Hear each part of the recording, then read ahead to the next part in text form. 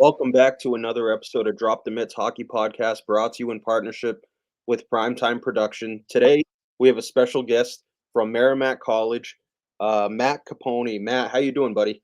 Doing good. How are you? I'm doing good, man. Thank you so much for joining us, man. It's an honor to have you on.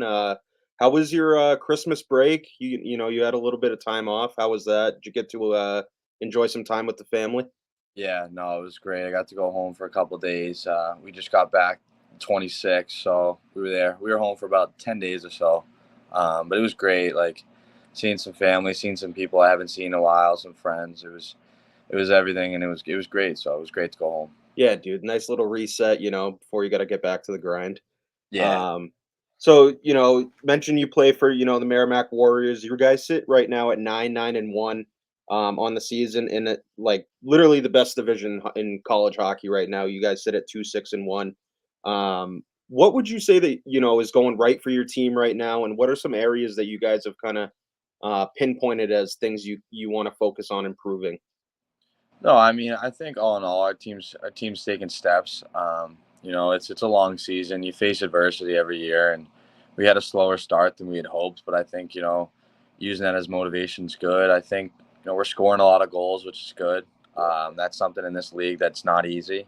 Right. And I think we got to continue scoring some goals, but just cleaning up some little things I think is what would be best for our team. Just a couple things that last year we didn't really have any much problem with, and we're having some trouble with this year, and just kind of cleaning up the little things that are kind of hurting us in the long run right now. But I think just the little things and the little habits will be helpful. Yeah, so this year, in 18 games, you've put up 4 goals, 17 assists. Again, to put it into perspective, how incredibly competitive the Hockey East is. I mean, it's unbelievable how loaded the Hockey East is this year, especially. Similar to the first question, like what areas do you think? Like, what are some areas of your game personally would you like to kind of touch up on? And then what are some areas of your game that you really take pride on? Things that you think you really exceed at? Yeah, no, I think I definitely got to get a little bit stronger, get some weight on me. I'm still a younger guy in the league, so just trying to develop into my body is a big thing. And I know I think I take pride in my skating, my stick handling ability, my ability to make plays, and just being there for my team. Whatever my team needs me to do, I think is something that I really just strive to do. And whatever the team needs, I like to be the guy that's doing it. So and driving the thing. So. Yeah, that's awesome, man. And prior to your career at Merrimack, you attended Dexter Southfield, um, phenomenal school. Talk to us about your time there. What that school did for your development, not only on the ice but off the ice as well. No, I think going to Dexter was a crucial decision in my whole development as a person. I've made several friendships there that I still have today, relationships that I'm going to have for long, long years after I'm done playing. And I've made relationships there with people that I would never even thought I would come across as well. Like several people that have taught me a lot of new lessons in life that you would never have thought you would realize just by kind of moving yourself into a new opportunity, which I did by taking a big jump. Taking the transit an hour every day to school, and Yeah, it was a big change for me. But I think it was good because it helped me get out of my shell a little bit and break out and try to learn more about myself. And I'm so grateful for my time at Dexter. I really am. I think it really helped shape me into who I am today. And then on the ice as well. I think being able to take that step to the next level was huge, and being able to do that at such a prestigious school like Dexter is was such a grateful opportunity. I'll forever be thankful for it, and I think just always falling back on my roots that I learned there, and using that to my ability as much as I can is something that I always fall back on. And I think just being grateful and thankful is what I've learned there. Being thankful for everything you're given, and you have to earn everything, and that's something that I've always kind of stuck with me since I've been there. And it was a great couple of years there, and I'm forever going to be grateful for them. As I have several relationships which I will probably continue on for years now, and I'm just very grateful for my opportunity to go to that school. yeah. You played with the River Rats prior to going to Dexter. How much of a like culture shock and like what was the jump like from that, level of hockey then going to prep? Like how was that jump for you? No, it was a big jump. Like I was playing public school as well, so I kind of played River Rats for 4 years, but I had only really switched my high schools up, and it was definitely just a big difference. I think seeing the competition I was playing against was big. The competition was a big jump. I think my U16 year was the year I really began to see it. You know, we had played some really good squads. We were actually a really good team that year too, and that was the year the pandemic had started. But right before that, we had qualified for the national championships or whatever, the USA Hockey Nationals, and we had a really good team. And I think kind of right around then was kind of I realized, man, these kids are good. Like this is the next level, and this is where kids kind of separate themselves. And I kind of use that as motivation as well. So. To get to your point about, players separating themselves, was there a point at either Dexter or prior to that, where you knew that you were really good enough, to play Division 1 and then ultimately get drafted to the NHL? I mean, there had to have been a point, right, where you kind of were like, "Oh shit, like I really have a chance of, making something of this."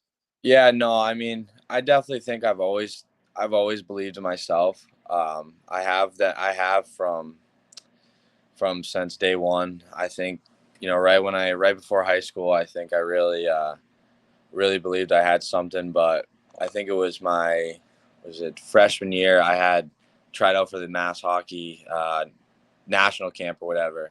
And in my first year, I hadn't even made the top 40 in the state for the whole my age group. And then the next year, I ended up making top 15 kids in the state and ended up making the camp. And it kind of just that was kind of a proving point to myself that this is a reachable goal, and this is stuff that I should really strive for. And I've always loved the game of hockey. I've always believed in myself, and I've always loved playing hockey. So I think just the whole time I've been playing, I've really thought that I've had a serious skill and an ability to make an impact in every game, and I just think staying with it and staying focused is huge. And I love getting better and I love improving myself. So that's kind of another thing that I just keep using. So.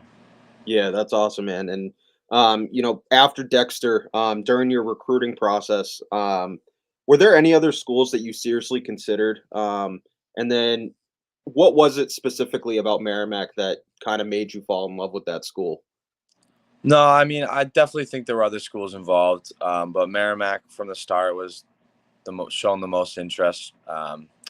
Most interest in me as a person, as not as much as a player, more as a person, and that was really stuck out to me. I think Scotty and Dan and Josh, who's not here with us now, but was very big in the whole recruiting process because they kind of strived a lot on family and trying to grow a family here. And I told myself growing up I wanted to do something that was different, something that hasn't been done before, and I'm trying to do something that not many people would have tried to do at least, and that's go to a place that you could try to do something that hasn't been accomplished. And Yeah. we're still trying to accomplish that goal, and I just think that was a big thing for me.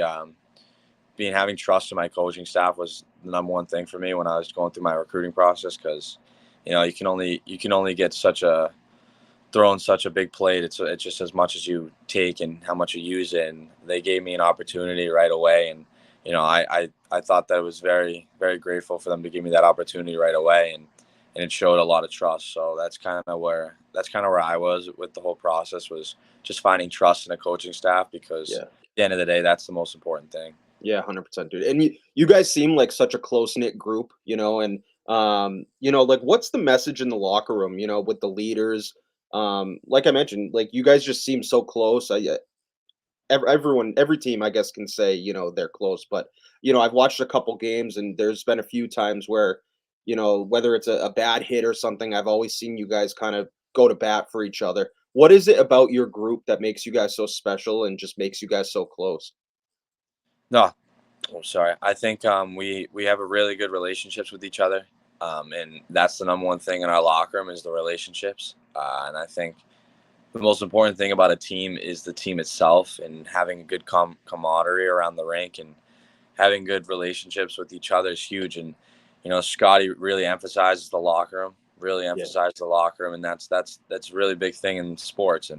And successful teams always have good locker rooms, and that's yeah, something that you have to strive on and have to kind of focus on. And I think we've been through a lot. This group, we have a lot of guys that have been here for several years now, and just laying down the foundation for what's to come over the next couple of years is really important here. And I think just not looking too far ahead and just kind of staying here and having fun with each other. And we just, we're trying to have as much fun as we can every day. And so, yeah. That's huge, man. And so like personally for you, some of your top attributes that they have listed for you, obviously your agility, your speed, your puck handling, and then your leadership, which I think is the probably the most important to you, right? And um, as a future captain, I would assume of Merrimack, and then growing up being a mass guy, were there any guys that you kind of found yourself following growing up, kind of idolizing? And then, as far as guys in the show now,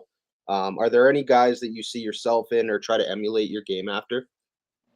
yeah, I mean, you always have the Connor McDavid's, Austin Matthews that you love to watch. Connor Bedard's obviously a special product right now. I mean, if you watch his game, it's pretty cool to be able to see what he does. But I just think, some guys like Zach Hyman that are really good players that do a lot of the dirty things. Yeah, Patrice Bergeron was obviously the guy who I watched forever. I watched yeah, tons of film on him, tons of his games, obviously, and just being able to watch him night in and night out was really good. I think for myself because I like to model my game after guys like him, guys like Marchand a little bit, Pasternak. Just having a toolbox of a lot of different guys, I think it'd be good to be able to have an ability like all of them. So I think just watching film on a lot of those guys is something that I've always done, and I've always watched the Bruins, and the Bruins have always been a good team, and they've always had good players. So I think I've been lucky to be able to be around such a good team, I guess, and watching a lot of good players come through the Bruins has been helpful for me. So Would you say in watching Bergeron has kind of made you just kind of have in the back of your mind, like you just seem in watching your game. I've gotten the opportunity, to watch a couple games this year, and you just seem very responsible in your own end. Don't try to do too much. You really want to help your defenders out. Is he a big reason why you kind of have that, I guess, area of your game? You just take pride in defensive zone. yeah, definitely, Yeah, definitely. I think he's one of the best two-way forwards of all time. He yeah, probably will go down as arguably the best of all time. yeah, And the way he was able to make simple plays and get pucks over the blue line was at a different rate and a different level. And I think that was what helped the Bruins win a lot of games over the years too and win a cup. And I think right. that he was a big reason for it. And just trying to help the team win in any scenario, any way you can is big. And he did it. And being able to model a game after such a good player would be special and would be an honor. So I think just keep watching film and keep watching the games and just paying attention to close details. Yeah, for sure. So last year's draft, you were selected by the Edmonton Oilers, seventh round. Unreal, by the way, dude. I was so fired up when I saw that. Thank you. I Um, appreciate that. so take us through what you remember that day, man. Like, how crazy is it? Obviously, you're going to a team like get drafted to a team that has two of the best players in the world. Like, take us through what you remember that day. No, it was honestly a surreal moment. It was kind of getting later in the draft, so you didn't really know what was going to happen. I'm an older guy, so I was kind of. It was my last year of the draft, anyways. So just kind of sticking with the game plan of whatever happens, and just kind of hoping that my name was going to get called to something that obviously I was hoping happened. And I think for me and my family, it was cool to be able to see my name on the screen, and it was kind of a whirlwind moment, seeing just everything come together, and just for a couple moments being able to realize that you're getting somewhere, and you're something Yeah, positive coming from this, and just staying with it. And it was a good moment, and it was a good feeling. Me and my brothers were sitting around the TV watching it, and it was just something I'll never forget, and I'm sure my brothers will never forget, my parents as well. So just a cool moment for me and my family as a whole, and just a real surreal moment. you mentioned going later in the draft. I think for anyone to get drafted, obviously, it's an incredible accomplishment. I mean, the best of the best get drafted, right? Is the fact that you went a little bit later in the draft, 7th round, is that something you kinda carry with you, a little bit like a chip on your shoulder, just in kinda your mentality? Um, Not really, honestly, because I'm very honored to be able to get picked. Yeah, It was a big honor for me. Like thinking about the NHL, it's something that you've grown up watching, and just to be able to be even somewhat associated with the team is pretty honestly yeah, such an honor.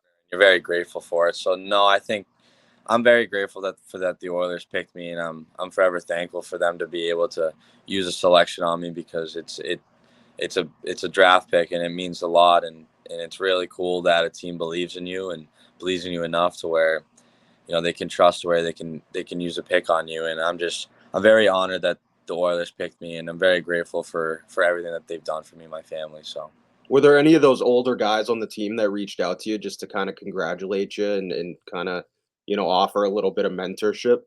no, I think just because I'd flown right out to Edmonton for the Yeah, next day. There was just some players out there, but just seeing a lot of the management and staff reaching out was really cool.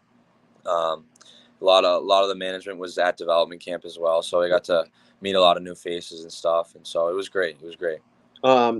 Prior to the draft, like interviews and stuff, were you ever asked any like bizarre questions that you kind of made you like stop and be like, "What the hell?" Like, because obviously we've heard stories of like these bizarre questions be asked and just players get completely thrown off.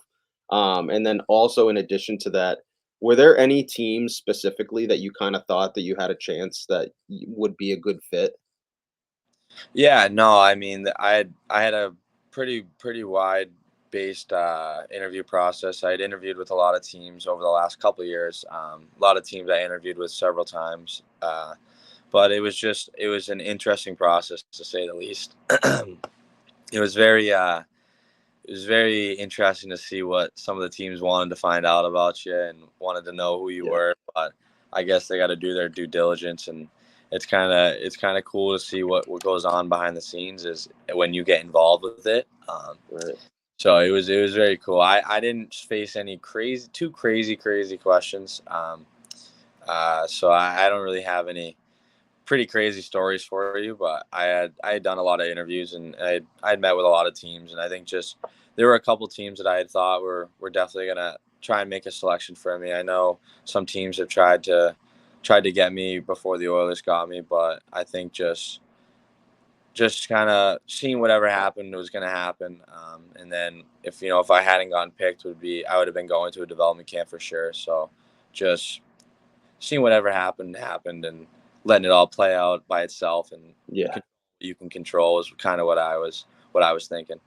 Yeah, dude, for sure. So you mentioned earlier, you got to participate in in development camp this summer. What was your biggest takeaway? Things you learned, about the professional game, you know, on the ice, off the ice. What were some of your biggest takeaways of that week? Oh, I mean, it was really cool. Going out to a new city was cool. Edmonton's a great city. They showed us a great time. We played some golf. We did a lot of different things, and it was a really cool experience being able to see the arena. The arena is beautiful. Their locker rooms and facilities are top notch, probably some of the best in the whole league. And just being able to see what goes on day to day is important for myself because at the end of the day, that's my goal is to play in the National Hockey League and to be able to get a preview of what's to come and what you're striving for is cool because now you go home and you know that this is what you're working for, and it was good for myself and good personally because I experienced something that I hadn't really experienced before, and that was definitely new and good for myself, and it was really cool. It was a great experience.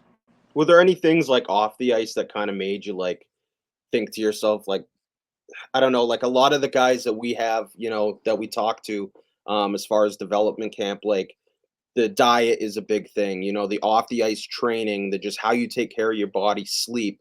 Was there any aspects of, the off the ice, I guess, tutorials or whatever, people that came in and talked to you that kind of made you rethink how you've been doing things? Yeah, I think the pro hockey lifestyle it's very day to day, focused day to day life, and I think focusing on diet is huge. Your body's a big thing.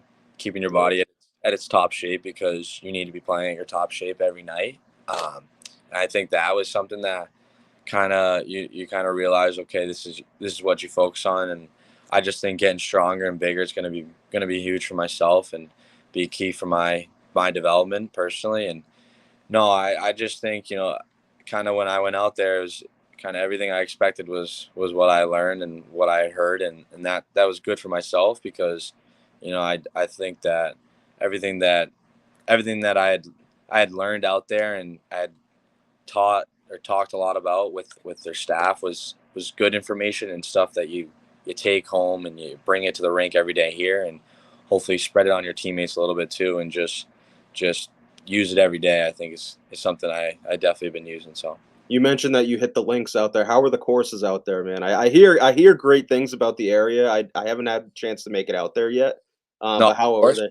it was great. We I forget the name of the course we played on, but it looked like a private course. It was beautiful though. Very nice landscape. It was very open, and I see. it was great. It started raining a little bit, but other than that, it was good. It was How'd a you great play? day. Not too good, honestly. Not too good. We had the mic on us for a little bit, so I wasn't doing too great. Well, all right, man. Last question for you. For the younger kids, playing, making their way up in the game, um, and for the kids, who want to ultimately play at a high level, play Division 1, and then have the shot of going pro. How rare it is. What piece of advice would you offer them on kind of getting themselves to the next level, on ice stuff, off the ice stuff? What would your biggest piece of advice to them be?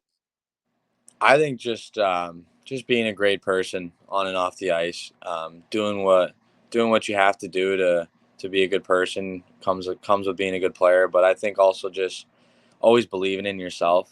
I was a guy who was looked over in every situation possible, um, but I'm still playing today at a high level, and I'm grateful to be able to. But I think just just believing in yourself is very important, because there's going to be people out there that won't want you to succeed and don't want you to do what you want to do, and using that as motivation, and never getting off your tracks, I think is a big thing for me. Just always believing in yourself, and if you have the ability to do it, it'll come and it'll all fall in its own place. So just sticking with everything and believing in yourself is huge. So That's awesome, man. I can't thank you enough.